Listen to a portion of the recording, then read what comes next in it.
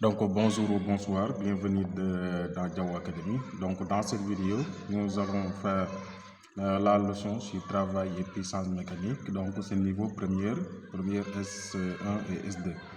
Donc pour cela, nous allons voir en deux, nous allons le scinder en deux parties. Donc pour la première partie, nous allons parler du travail et puissance en mouvement en translation.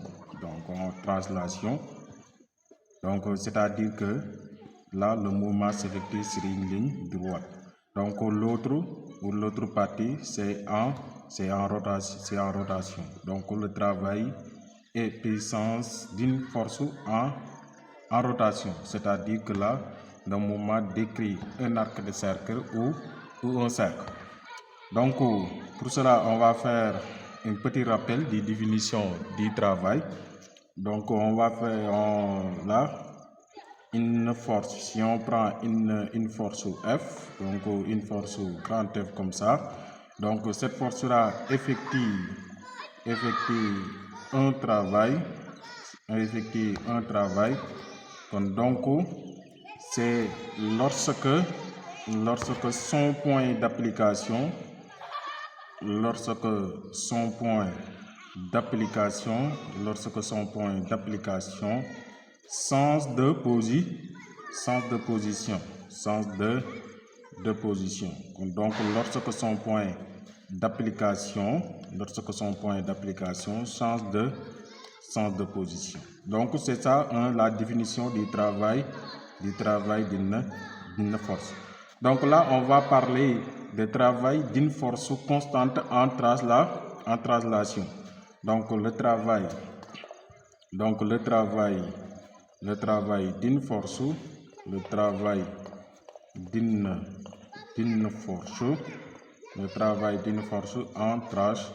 en translation. C'est-à-dire là le mouvement s'effectue presque sur une ligne droite, ou presque sur une ligne droite. Donc là on a dit que si, comme par exemple, si la force déplace de A vers B, donc si la force déplace, si la force F déplace de A vers B, donc alors on peut dire son travail est ici.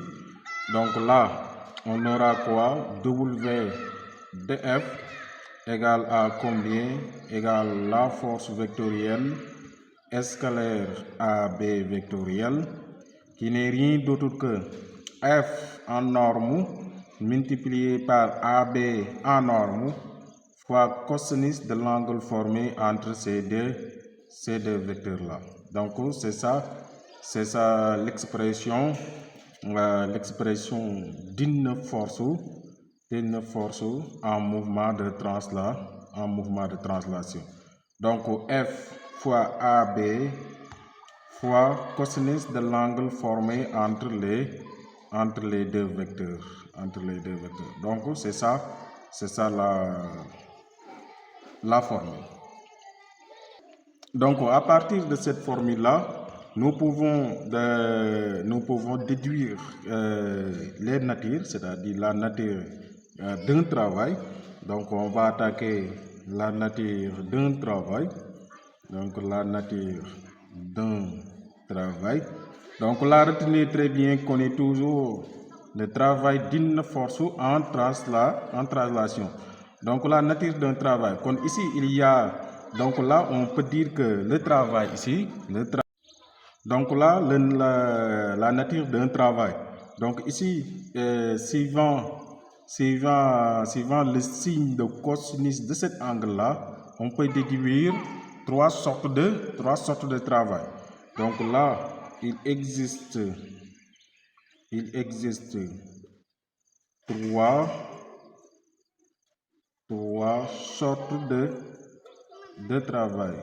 sortes de travail.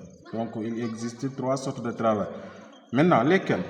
On peut déduire un travail moteur, un travail moteur, un travail moteur, un travail résistant, un travail résistant et un travail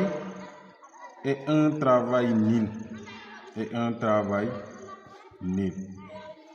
Maintenant, on va voir dans chaque c'est quoi travail moteur, c'est quoi travail résistant et c'est quoi un travail nul.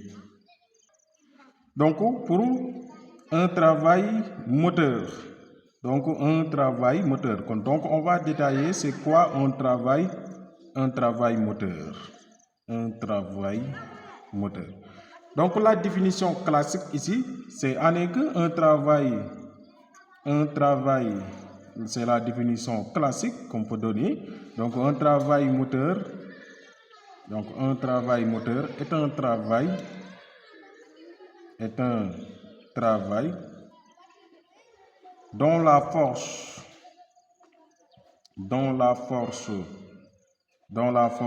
et le déplacement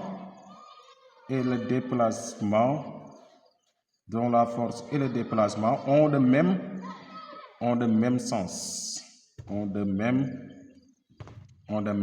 Donc c'est ça la définition classique. Maintenant, on va voir la définition d'une manière, si je peux le dire comme ça, d'une manière mathématique. Donc regardons par exemple, on nous dit que c'est un travail dont la force et le déplacement ont le même sens. Donc regardez, je vais faire un schéma. Donc si la force quitte de A vers B, comme ça, donc le déplacement, je peux dire que c'est comme ça le déplacement ici. Donc c'est comme ça le déplacement. Donc là, je peux dire que ça c'est la force F. La force F comme ça. Donc si je reprends la forme qu'on avait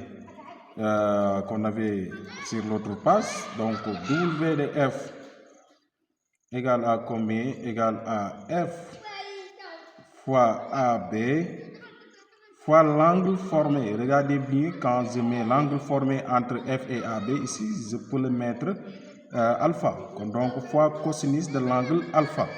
En mathématiques, donc, un travail dit moteur.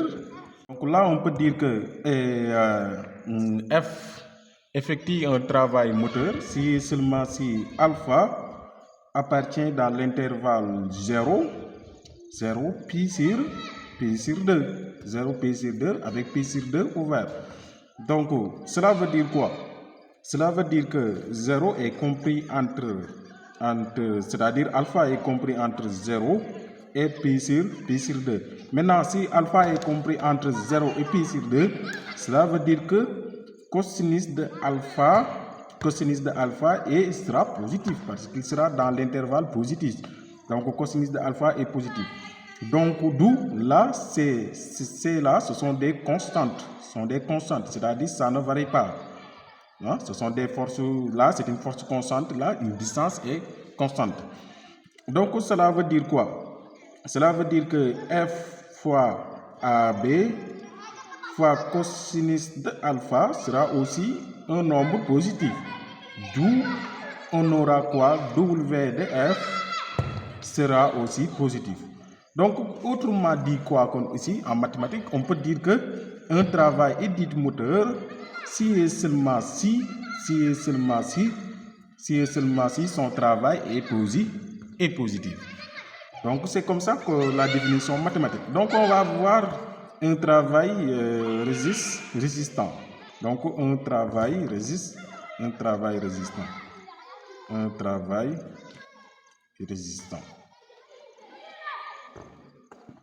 Donc là, on va donner la définition classique ici. Donc aussi, un travail est dit résistant.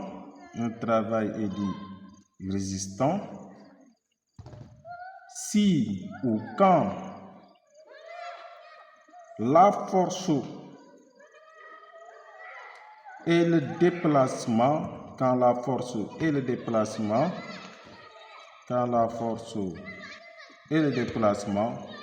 ont de sens ont des sens contraires. Donc c'est ça ce qu'on appelle un travail résistant. C'est quand la force et le déplacement ont des sens contraires, c'est-à-dire des sens opposés. Regardez toujours comme cette figure précédente, donc je prends la même chose.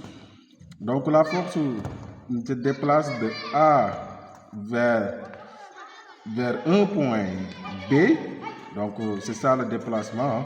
Donc je prends comme ça le déplacement, il se déplace de A de B vers A.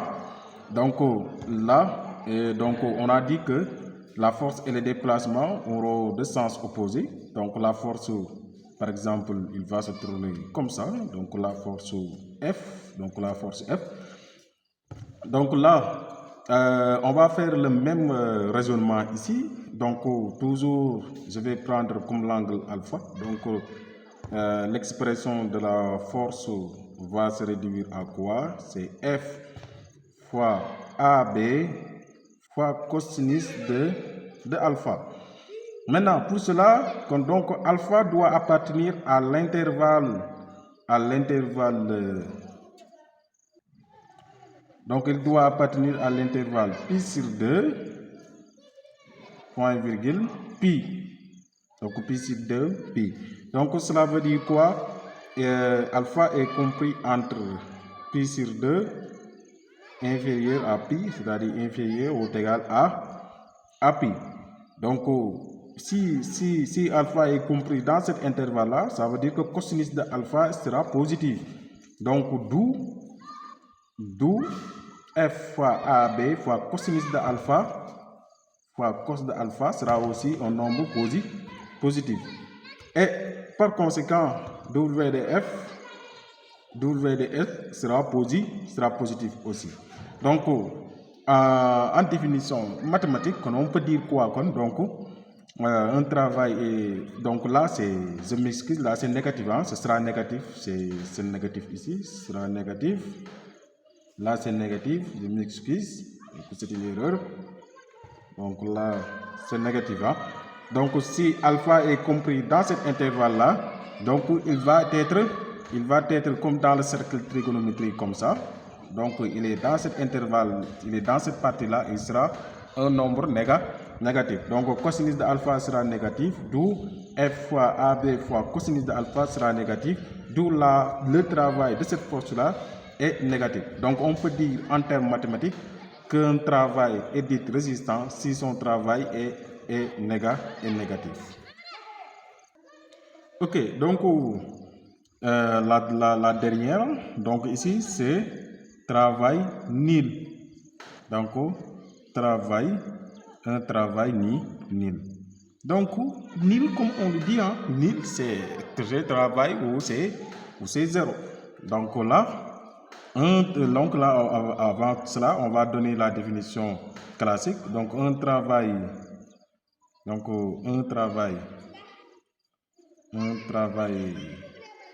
est nul. Donc un travail est nul si la force et le déplacement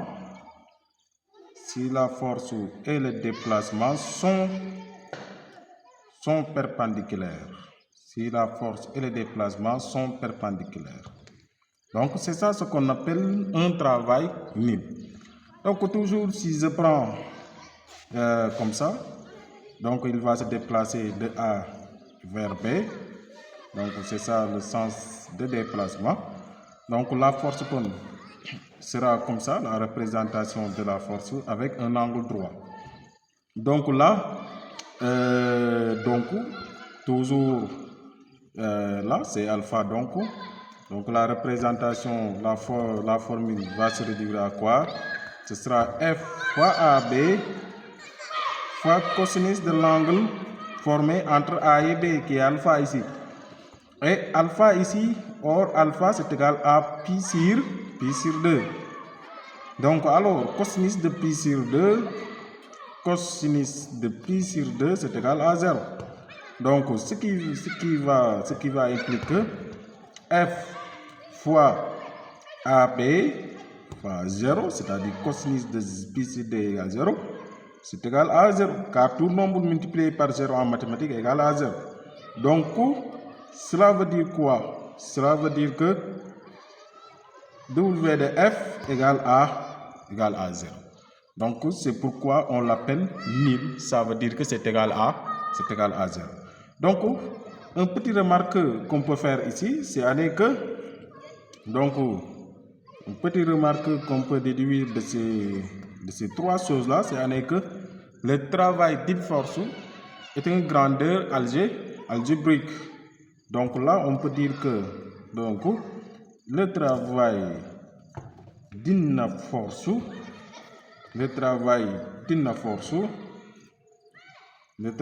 force est une grandeur algébrique. Donc, c'est quoi une grandeur algébrique? Grandeur algébrique, c'est il peut être positif, il peut être négatif, puis il peut être nul. Donc, c'est ça que l'on appelle grandeur algébrique. Donc, rappelez-vous toujours qu'on est toujours dans le travail d'une force constante en mouvement de translation. Donc, on va étudier quelques travaux des forces en mouvement de translation. Donc, étude ou quelques travaux, on peut dire que c'est beaucoup plus rapide. Donc, quelques travaux de force constante en translation.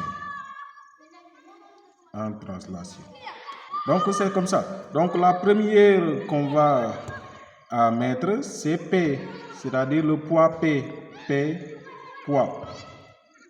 Donc, le P, la formule, il y a des formules que je ne vais pas entrer trop dans les détails. Donc, je vais vous donner seulement la formule que l'on va utiliser le plus souvent dans les exercices, qui est W de P égale à combien? M la masse fois G, M fois Z fois As.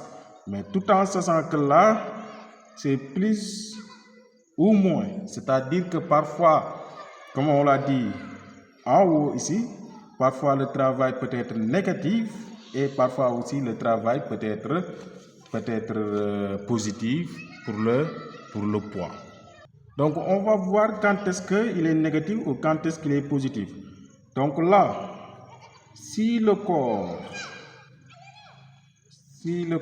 descend, alors W de P, ce sera positif. Donc, ce sera MGH. Donc, si le corps descend, c'est en ce moment-là qu'il est positif. Donc, quand vous calculez le travail, vous mettez un signe plus ou vous mettez rien du tout. Donc, si le corps monte,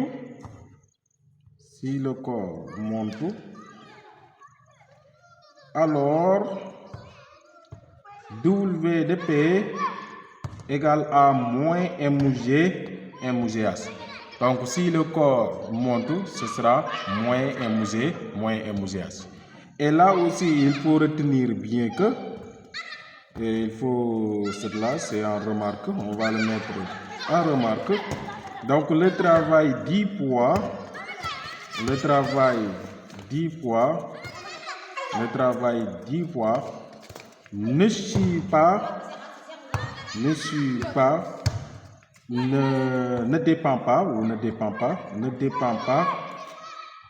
dépend pas du chemin suivi.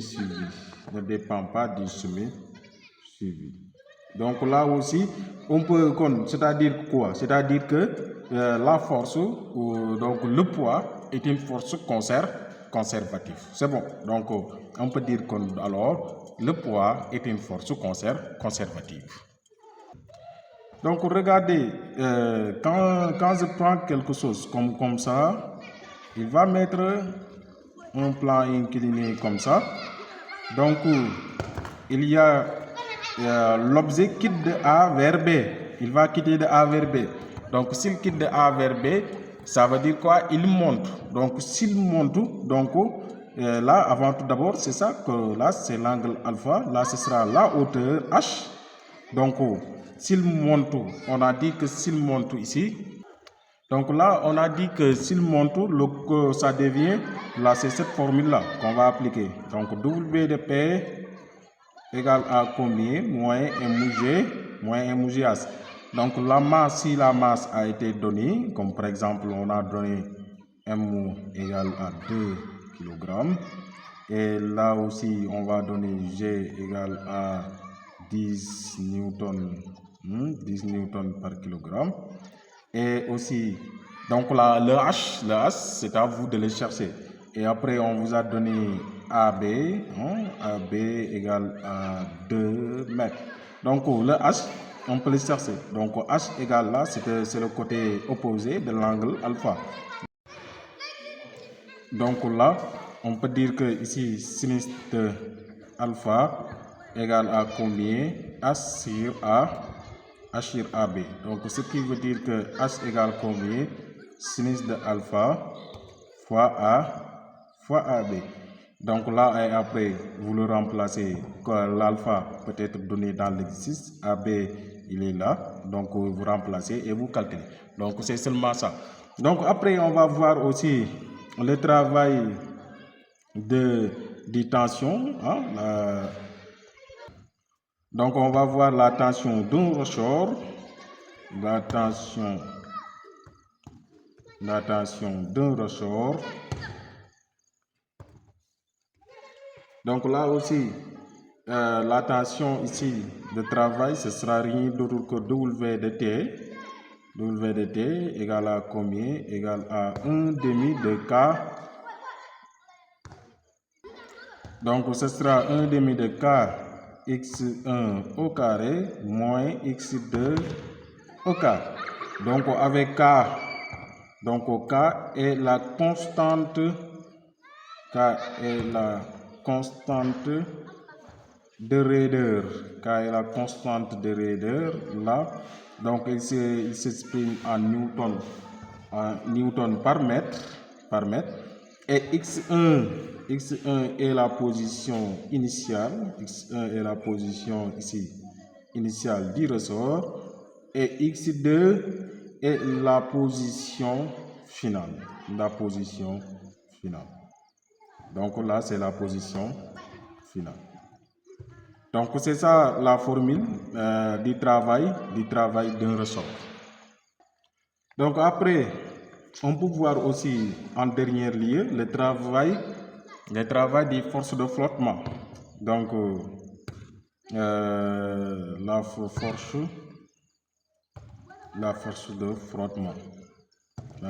de frottement. Donc pour la force de frottement que l'on a petit f comme ça. Donc le travail, c'est W de petit f égale à combien? Moins F fois L. Si c'est L, c'est AB, c'est la même chose que vous écrivez moins F fois AB. Ça dépend des données de l'exercice. Donc c'est toujours moins. Pourquoi moins? Parce qu'il est toujours opposé au déplacement parallèle et opposé au déplacement. Donc c'est toujours moins F fois AB. Donc ce sont ces trois forces-là qu'on a à donner, qui sont des forces qui ont des formules particulières. Donc après cela, on va passer, comme on a mis le travail d'une force en translation, quand nous allons donner la puissance, les formules de puissance d'une force en translation. Donc là, puissance d'une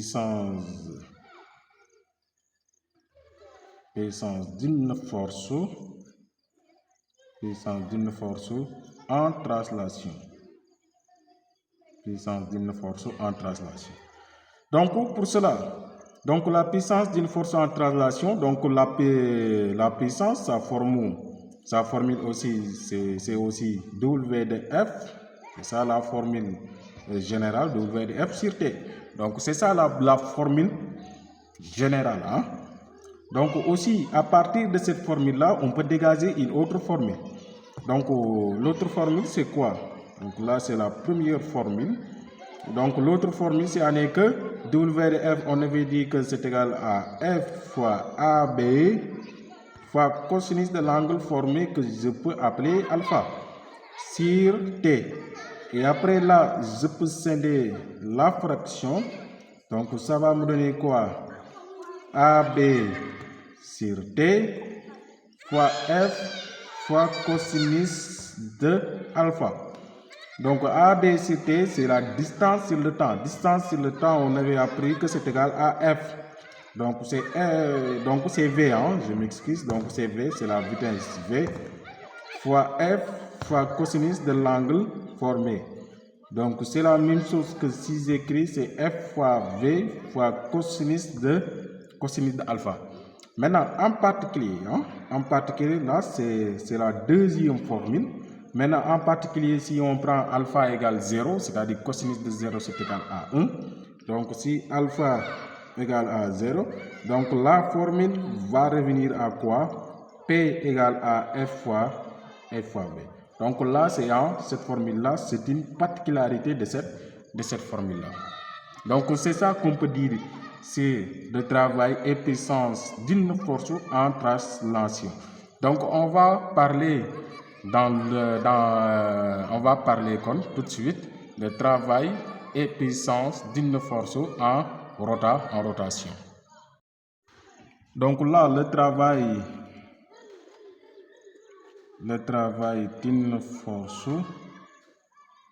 Donc là, c'est le travail d'une force aussi constante, le travail d'une force constante en rotation. Le travail d'une force constante en rotation.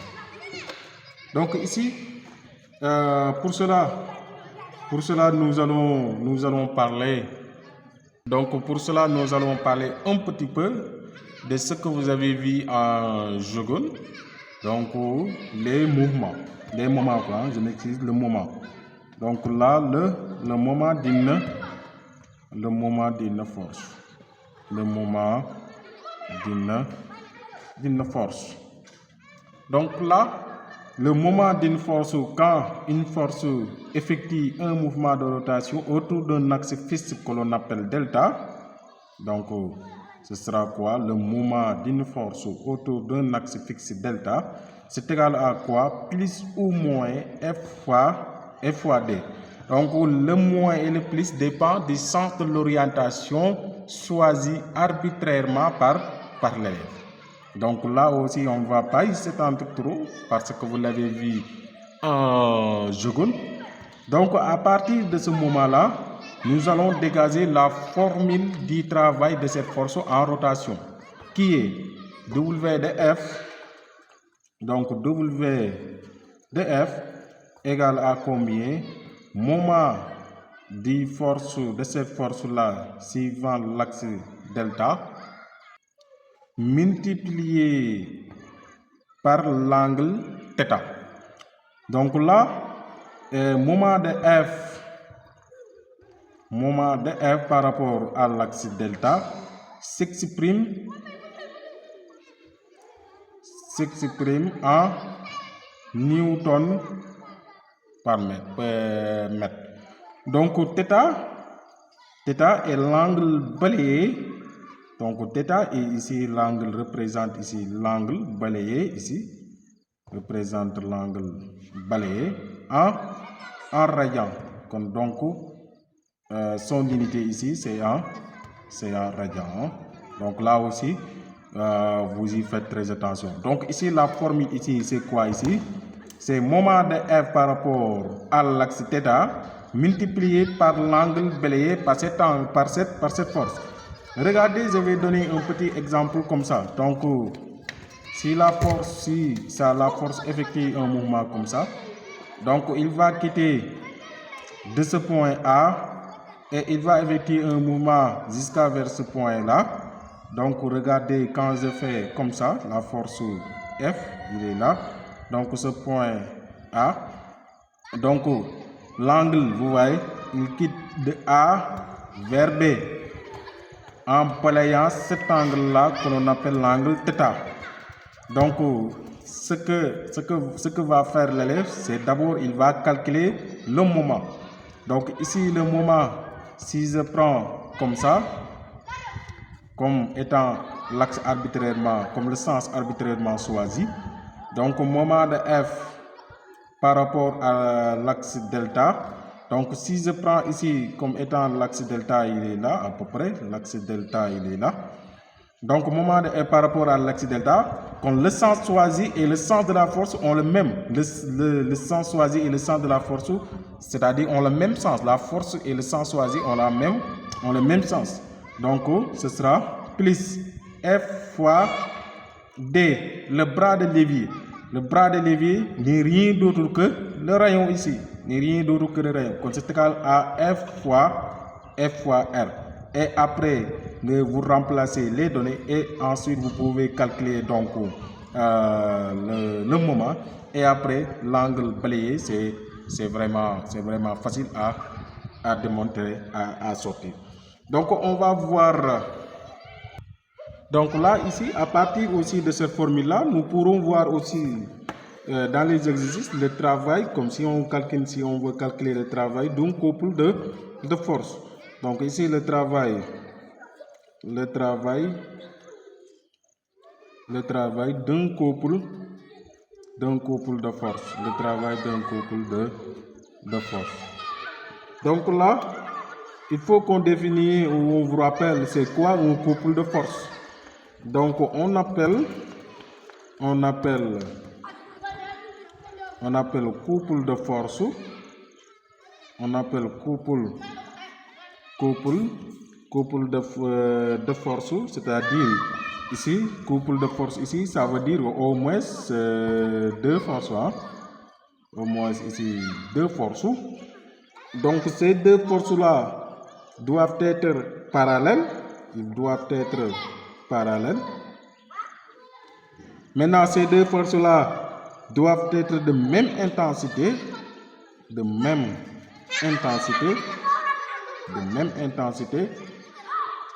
Mais aussi, ces deux forces-là doivent être de sens contraire. Hein, et de sens contraire. Donc, c'est ça les trois conditions à remplir pour qu'on puisse dire deux forces sont en couple. Parallèles, même intensité, mais de sens contraire.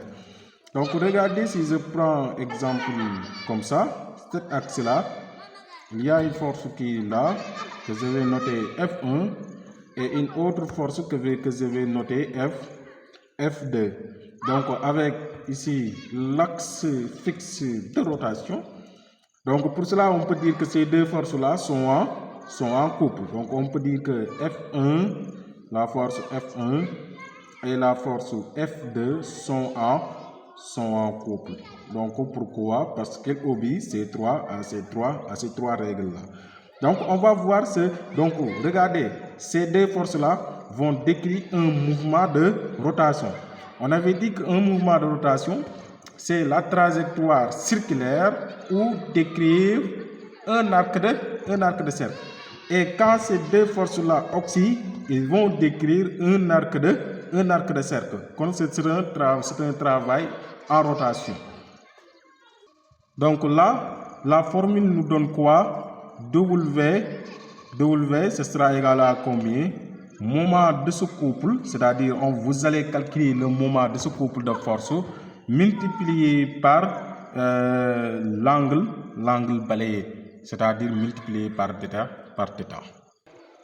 Donc là aussi, on va voir la puissance d'une force en rotation. La puissance d'une force. La puissance d'une force en rotation. La puissance d'une force en rotation. Donc pour cela, comme on l'a vu en puissance d'une force en translation, donc toujours la formule de départ c'est la même.